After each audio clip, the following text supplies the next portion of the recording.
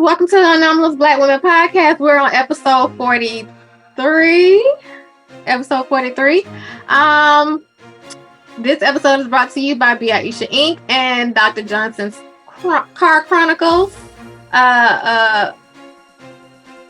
Johnson's coaching firm. What is it? That's it. Okay, sorry. Hey, Dr. Johnson, how are you doing? Hey, future Dr. Banks, how are you? I'm good. What's been going on? Just a whole lot of this and that when it relates to women in the workplace, when it relates to women and their successes. I can't wait to get started. Okay. Well, as for me, I just finally completed my bachelor's in metaphysical science. So I'm a metaphysician, not yet a doctor or metaphysician, but just a metaphysician. And now working on the master's part, and then next will be the actual doctor of metaphysical psychology. I can't wait. Be double doctor. That'll be next year. Oh, I'm ready for it to be over. I'm so tired. And then what else? I started my YouTube channel for my coaching. You know, I got the coaching business for women that are chronically ill. And I finally started my YouTube channel. My first YouTube video is just running water. It's like water on the beach, and it's like ASMR where you're supposed to just be able to relax and listen to the water rush and just listen to that. So that's my first video. It's like 3 hours long. You just listen to, you know, just be able to listen to, I guess, sleep or just relax and meditate and listen to that. So that's what that channel will be about. Just relaxing, meditating. I'll be putting some of my meditations that I used to do in my group on there, and some other videos, and just talking to women that are chronically ill about reclaiming their lives and not letting their illnesses control how they move about the world. And what else? Just trying to not lose my mind, you know, with these crazy children. And that's about it, I think. I'm ready to go to Jamaica. We leave to go to Jamaica in 11 days. 11 days. We leave to go to Jamaica. I finally got my passport. We ain't got to worry about that. So we ain't got to push the date again. Right.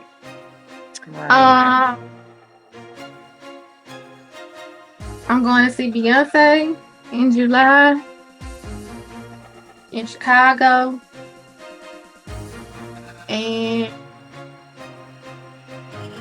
I'm just ready for the summer and get it popping. Because we ain't been doing nothing, and it's time to just start traveling and doing stuff. Even if you just traveling around the country, just get out and do something. Right. And you can find some lovely places in the United States to have a really good time. Mm-hmm. Chicago's a really nice place. Yeah, I like Chicago. I was there when I was stationed in the Navy just for a little while, but it was really a big place to me because we used to go to New York all the time, but Chicago was really a different vibe. It's definitely different from New York. Yeah, definitely. But yeah, me and Tasha had went when my nephew was playing football in college up there, and then it was around the time that Heather had colon cancer. So we went up there to spend some time with her before she started chemo, and we had a good time up there. We just relaxed and just hung out with everybody. But it was a good time. So I'm ready to go see Beyonce. I don't know what I'm aware, but I'm aware. You know, I was about to ask you what that outfit about to look like, because I have no idea. Beyonce. I know. I have no idea, but it's got to be something something fly. But I know it ain't gonna be no heels though. You ain't about to see You better have some good shoes on, right? Yeah, that's gonna be some good, comfortable shoes. So they're having the 50th hip hop concert that's coming July the 1st, and I really want to go. Where's that? It's gonna be here in Baltimore, but they have. So I'm just so excited about the catalog of artists. So I'm really, oh my gosh, I was like, okay, if I go, I was thinking about going by myself, but I was thinking about inviting my daughters. This music was in play before they even thought of. Right. But they will definitely have a good time. Is that my grannies? Yes, that is your grannies. You can hear in the back. Bring her on. She can't hear you. If she heard you, she'd be up here. Oh. Auntie Bina wants you. Here she come.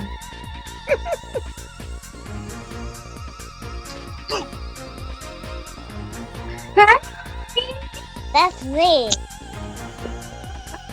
Hi. Hi. I'm right over here next to you. Huh? She want to know how she's next to you. Oh. I'm right over here. Tell her it's magic. It's magic. Magic. It's the magic. How is magic? I love you. I love you too. Bye-bye. Bye. Bye. If she would have heard you, she would have been here. She couldn't hear you. I forgot you had on headphones. Mm-hmm. She's like, that's Auntie Bina. Like a little old lady. But yeah, so I'm kind of excited about that. I haven't gotten the tickets because I'm like, well, who's gonna go with me? But I'm really excited about like the catalog of folk that are gonna be, you know, Queen Latifah, LL Cool J. Oh yeah. Oh my God. What? Who? I'm gonna be on my feet the whole time. You said July 1st? It's July 1st. It's July 1st. But I'm loving the way that you are a chronic illness lady, you know, and you're still pushing forward. You're giving us ideas on how to push forward.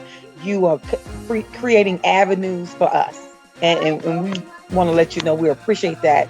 Even with everything you have going on, you keep pushing forward. If nothing else, you taught us is how to keep pushing forward.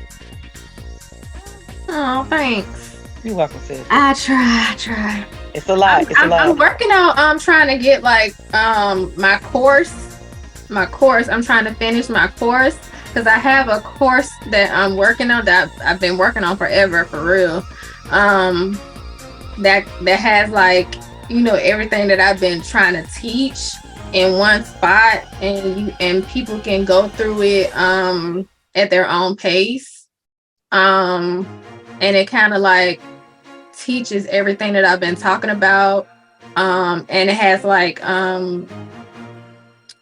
different exercises and videos and all that kind of stuff, just to kind of like uplift, give different coping ways to cope, you know, and different things.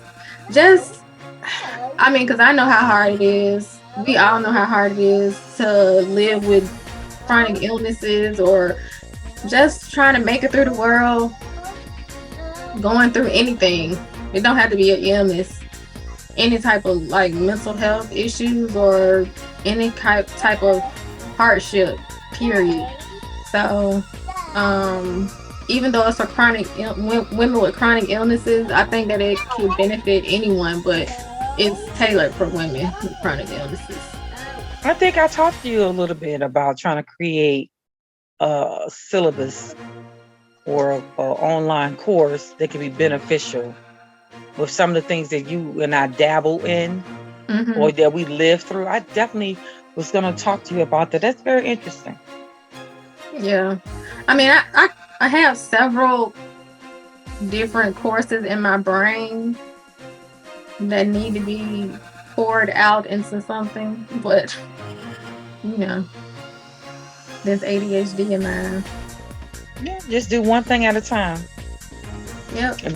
But you do know it's not a selfish thing. It's you are going to benefit someone. Like I always want to make sure that what I do benefits someone, that is not just about money. It's about to help somebody. Yeah, I mean, I haven't made any money yet I off know. of my coaching. None whatsoever. Everybody that I helped has just been basically pro bono for real.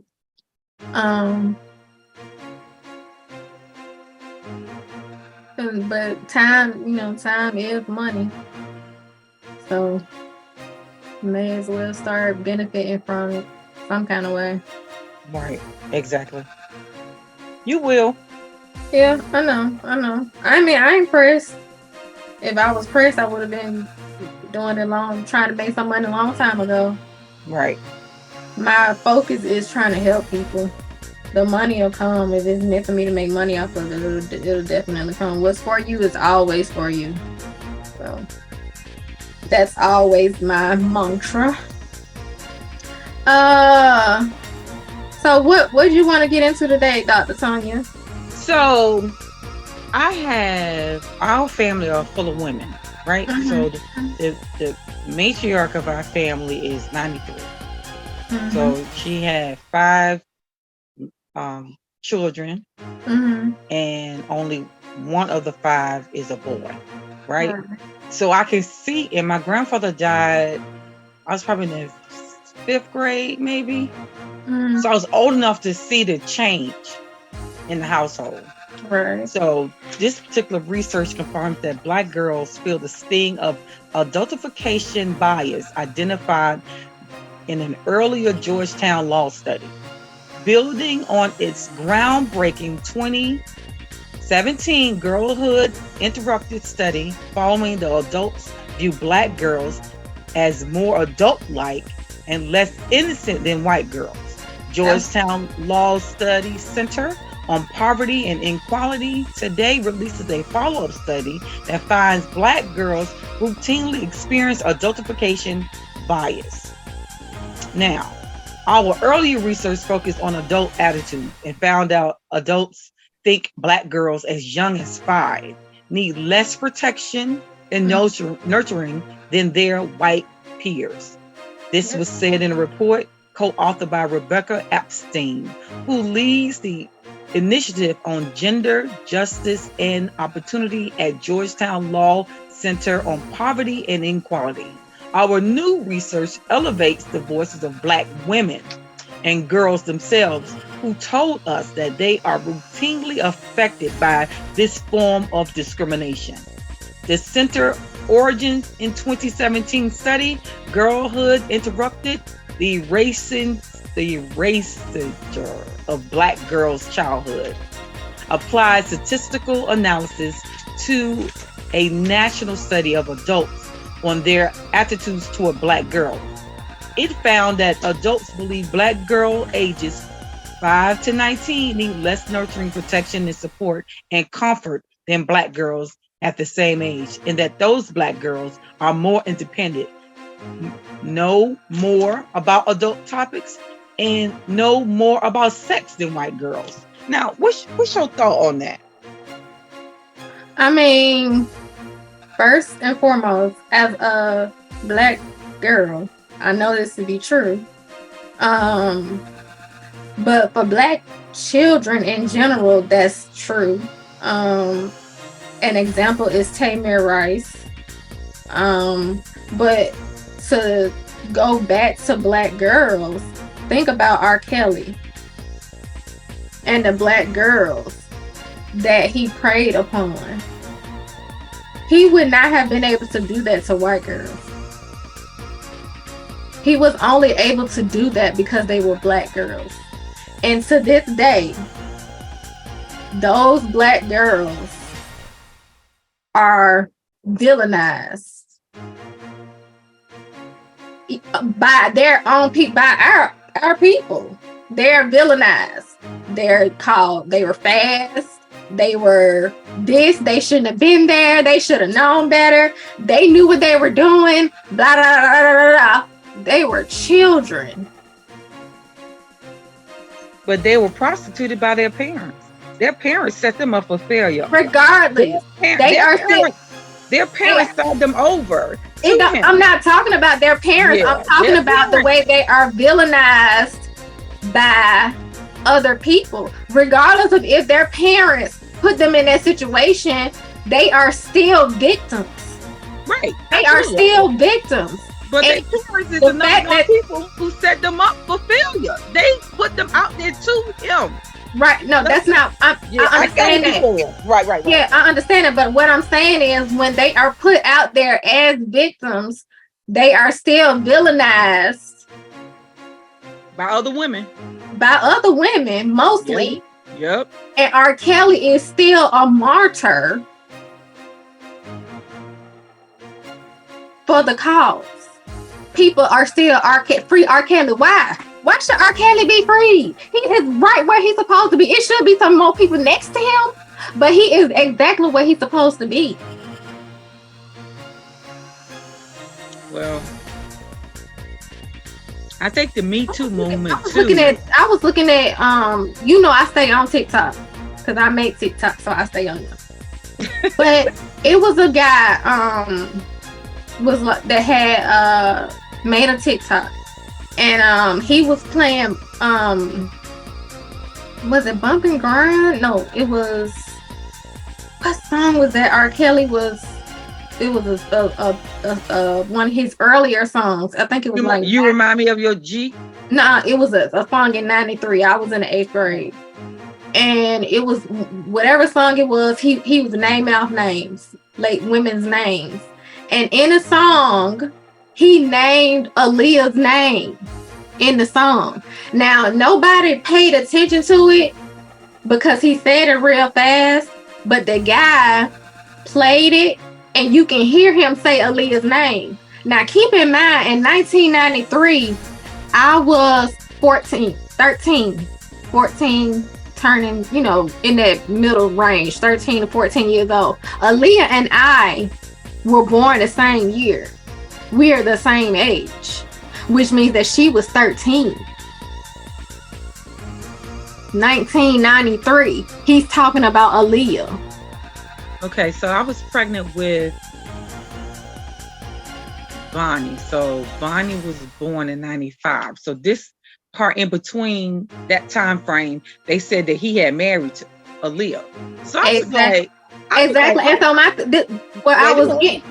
go ahead. I could not believe it. I said, that's a lie. That child is a child. He would not be he's been a pedophile for a very long time. And when he turned into, when he was letting everybody know, when he gave himself the moniker as the Pied Piper. The Pied Piper played his music for little children to follow him. And keep in mind that he was playing music for us, little children. That's the music of my day. That's the music that we listened to. 1993, we were bumping R. Kelly. We were listening to his music. That was the shit that we was playing. He was playing that music. He was basically grooming us for somebody else. For somebody else that was like him. He groomed somebody. Grooming us, because think about it. I was grown in 93, so he wasn't talking. I was 79. You was a baby. But I'm saying, when we were in high school, it was grown ass men that were dating us. But I keep trying to tell people this ain't no new stuff. It's not new. Then sleeping with these babies and marrying these children. They 13, 14, 15 years old. Okay, but we can't, but see, this is the thing. I don't know what my keys are. This is the thing, what people don't understand. We can't compare what was legal to what is illegal. It was legal for our great aunties and grandmas to get married at 13 to a 25-year-old. That was legal for them to come knock on the door and their dad to give their hand in marriage. That was legal. My great auntie husband was 27. She was 13. He came knocked on the door. I want to marry your daughter. I guess my granddad was like, here you go. And there she was. That was legal. But R. Kelly, you know better. Come on, bruh. This is 1993. You can't compare 1950 to 1993.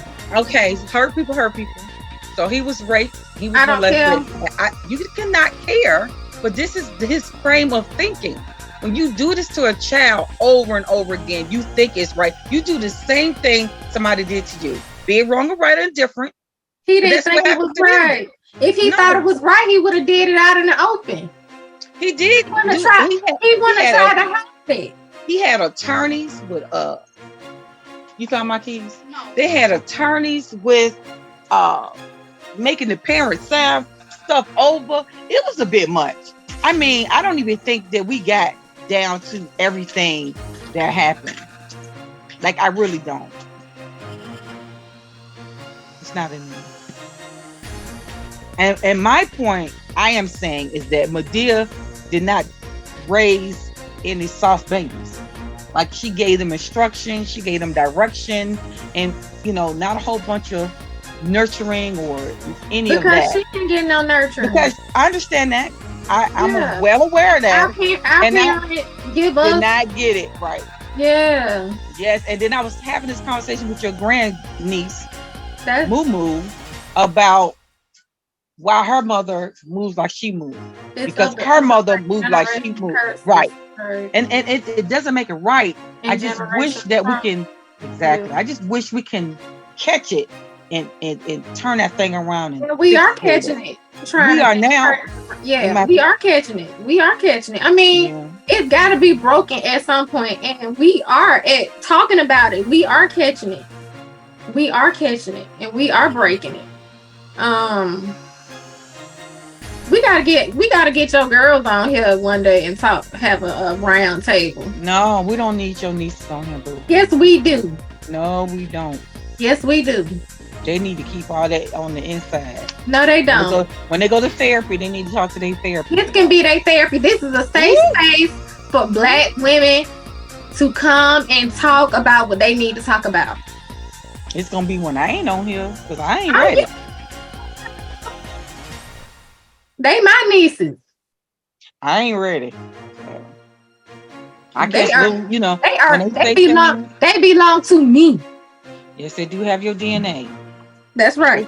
When I talk to them sometime and they say certain things and you think they didn't see it or hear it, you know what I'm saying, when they were younger, but they picked up certain things and you like, ooh, I didn't know that. I said out loud. I ain't trying to cut you off, but you know how my brain works. But let me tell you what TJ did to me the other day. So I was talking to him. This is in one of his lucid moments.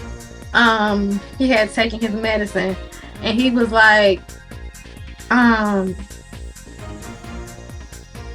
talking about my male friends, when I was back in the day or whatever. And I was like, I can't even have that many boyfriends. So I don't even know what you're talking about. He was like, and he started naming out people. And I was like, that was just my friend though. Like, he was like, I know, Mom, but still, this was a person that came around. And I was like, yeah, but how you remember him? He was like, and you ain't want to talk to Jerome because he was too young for you, but you liked him. I was like, how do you know that? He was like, but I knew. And I was like, how did you know that? Like, that's too much information. That's why I told you I ain't ready. Because the things I didn't think they paid attention to or they even knew, they knew. Right. And I was like, I ain't ready. Because I did have a friend, Jerome, that was a lot younger than me, and I did like him, but he was way too young for me to talk to. And so he used to like come over and like help me with the boys and stuff like that.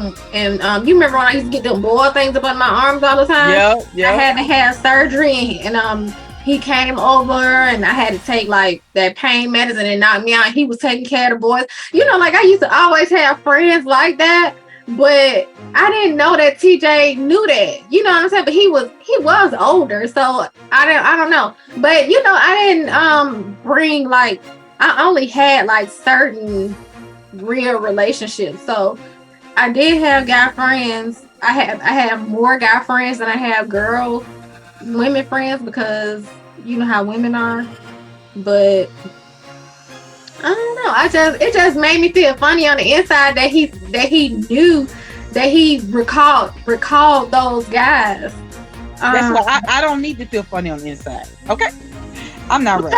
Because it made me feel, I was like, what are you talking about? Like, I wasn't even dating those people. He was like, I know, Mom. I'm just saying.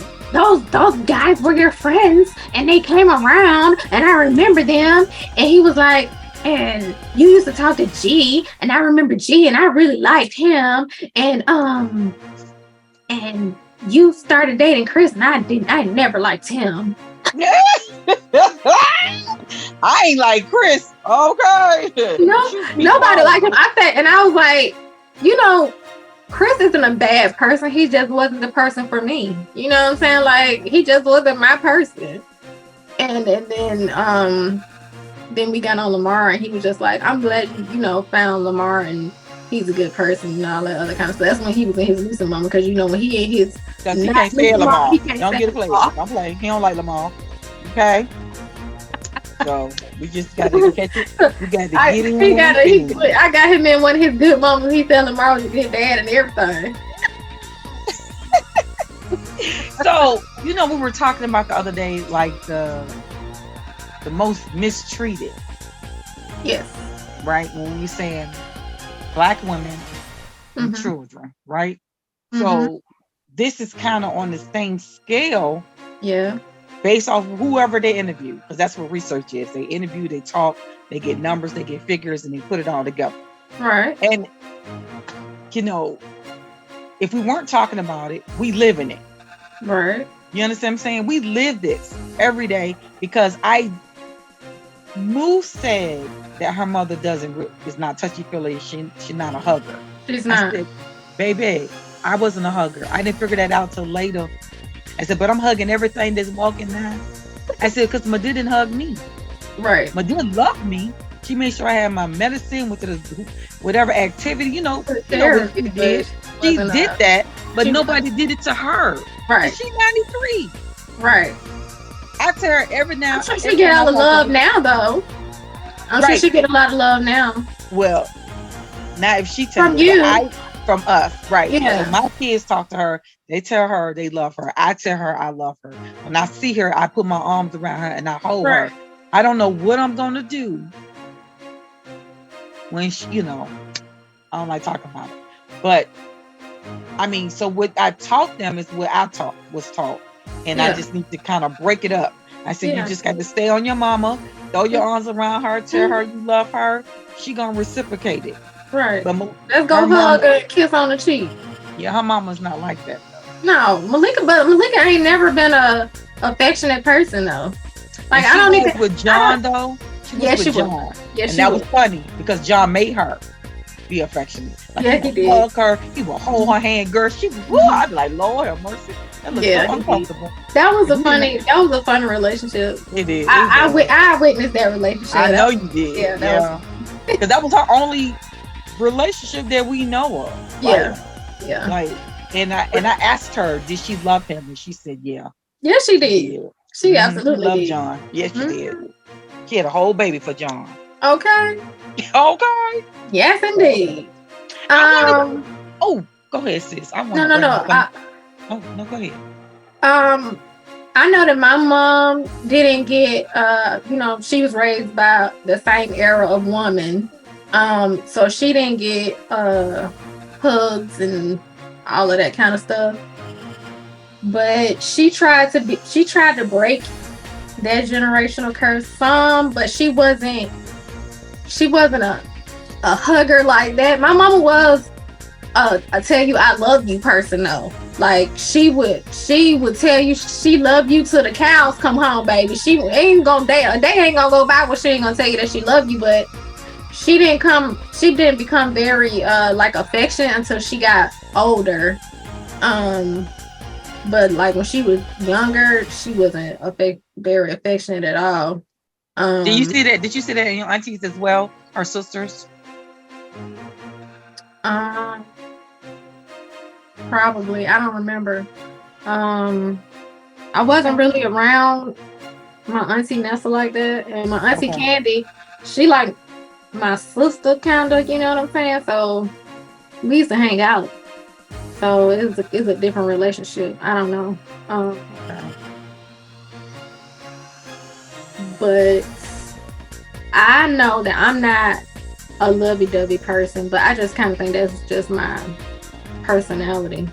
Like, I don't think that comes from not being nurtured.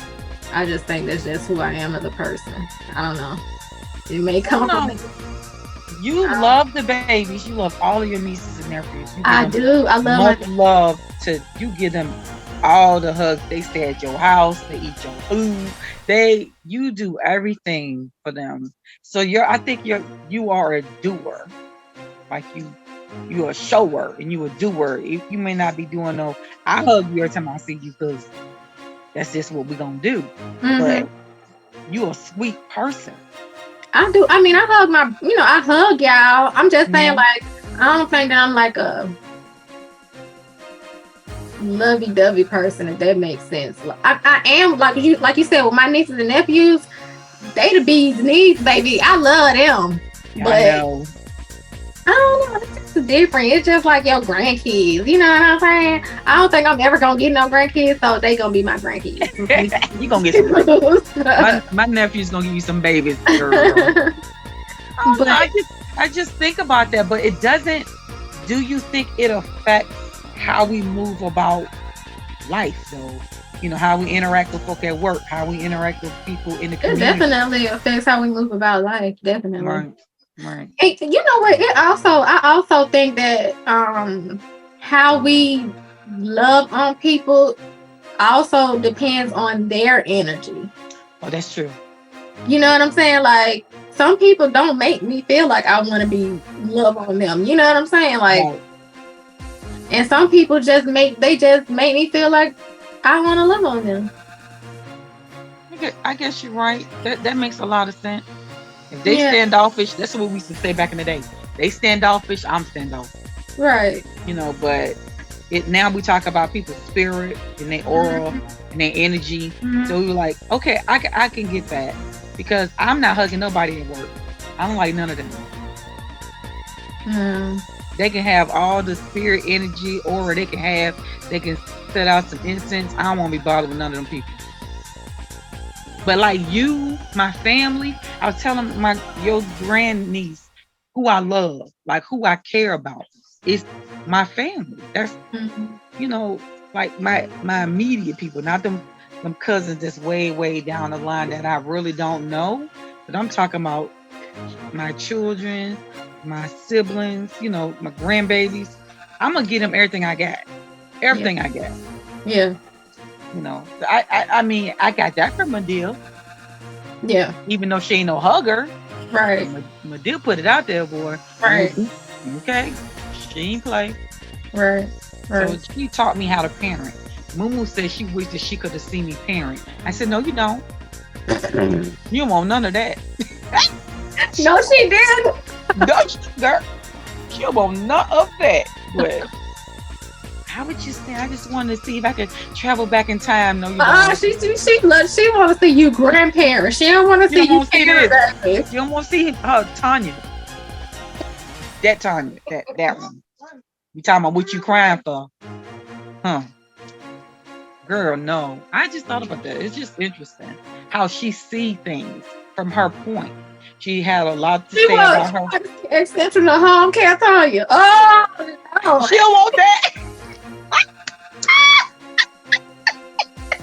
She don't want that. She don't want to see her aunties and her cousins and them in motion in that daycare. She don't want none of that.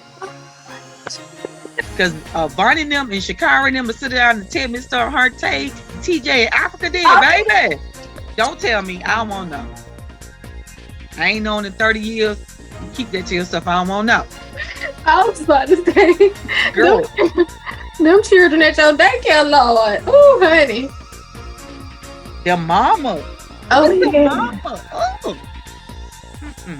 You remember the kids got in trouble, me and you gonna go to the school bus, and then we found there was a little old lady. We was like, never mind. Right. She was about to get it. She was about to have it all. Yes, she was. Because we was young and about it. Yes, we were. We got that from my mama. Yes, indeed. Yes. Now, you were asking, can women have it all? What did you mean by that? Oh, my God. So they had a little article, but they kind of went into her being a parent and her being a professional, and some of that is going to be a myth, right? So I'm going to speak about it in the military sense. When I was serving, and I'm trying to make rank, most of the first classes were men, right? In my field. I was an engineer, a main professional engineer. So when you talking to them, you're talking to them about how long it took them to make rank, what they had to do. So they could put everything into their job, right? Yeah. They can work late, they can go to training, they can do all of this. But their families took nicely away with their spouse. Yeah. So that gives them the opportunity to do whatever they need to do to make rank. Right. The women, be it if they married or not, they don't get that same. Right. They don't have that same, not momentum, because we have it. We just don't get that opportunity. Because when you send me to school, they sent me to schools a couple times, and I'm trying to make rank. I still got to worry about my daughter, what's going on with her, what's going on with her daddy and her, and where they at and her. I'm still the mama. Yeah, he there, but I'm still mama. I need to go see about her. Like, I could not leave for the first war because Malika got sick. She was so sick. She was lethargic. She couldn't keep anything down. She was dehydrated. She was everything. So, but it was time for me to leave, right? I kept taking her back and forth to the emergency room, kept taking her back and forth to the doctor up until that time because I knew I had to leave. We had already packed out. Charles and I think we was in a hotel. This baby's sick. So I take her to the Naval Hospital in Portsmouth. And I say, Doc, this is happening. So he don't believe me. He gonna stand her up on her little legs, gave her some milk, and she was the exorcist. She threw up all over him. He put her down, gave her to the nurse. He said, you will not be leaving today.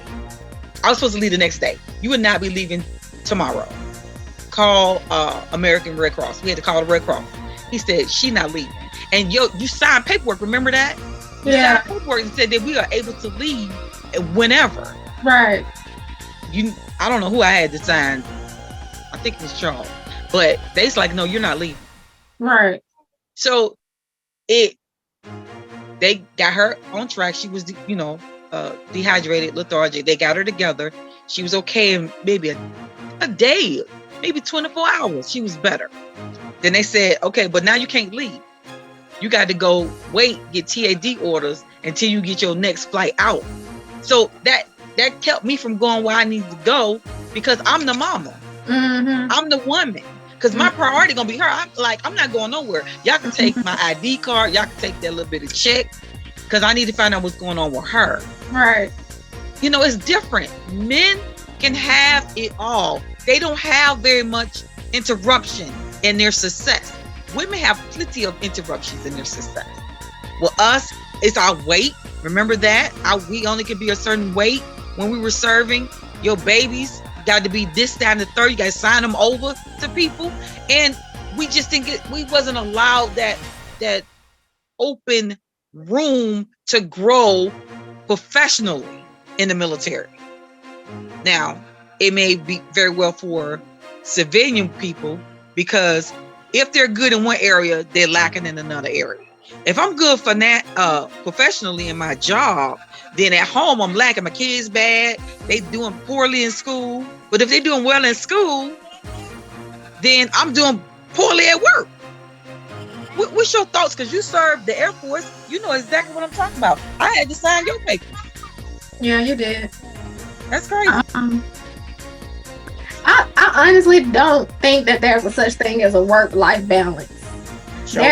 But you'll hear gurus talk about the work-life balance. Gotta have a work-life balance. There's no such thing as a work-life balance. Something is gonna outweigh something else. One thing is gonna be a priority over the other thing. Like there's no balance. And like you said, as the mom, just think like when COVID happened, all of these moms that had to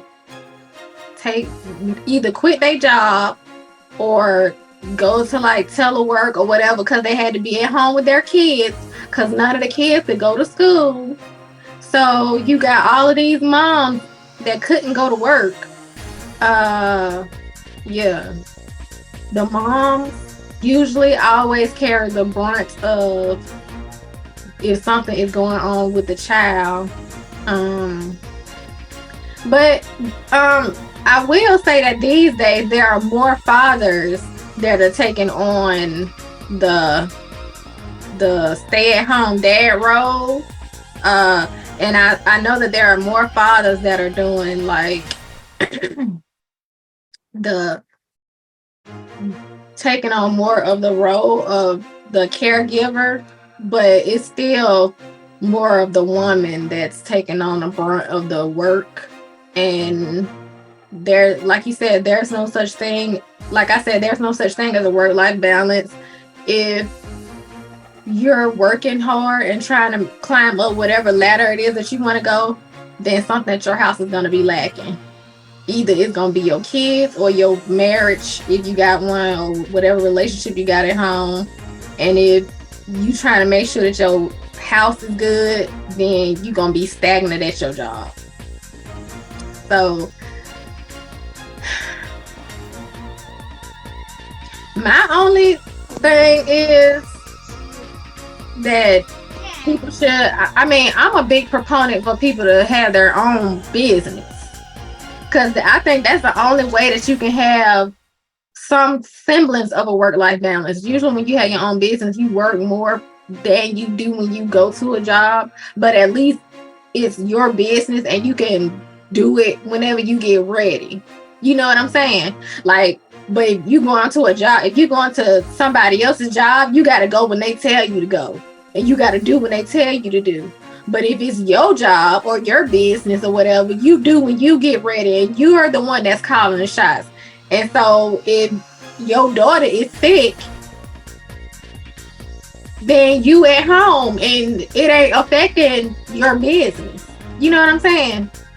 So I don't know. I think a lot of people during COVID decided to start their own businesses, or I saw some data in there. You're right. A lot of people after Corona, this situation with the families, and like you're saying, the moms had to work, the daddies got to work from home. A lot of folks quit those jobs.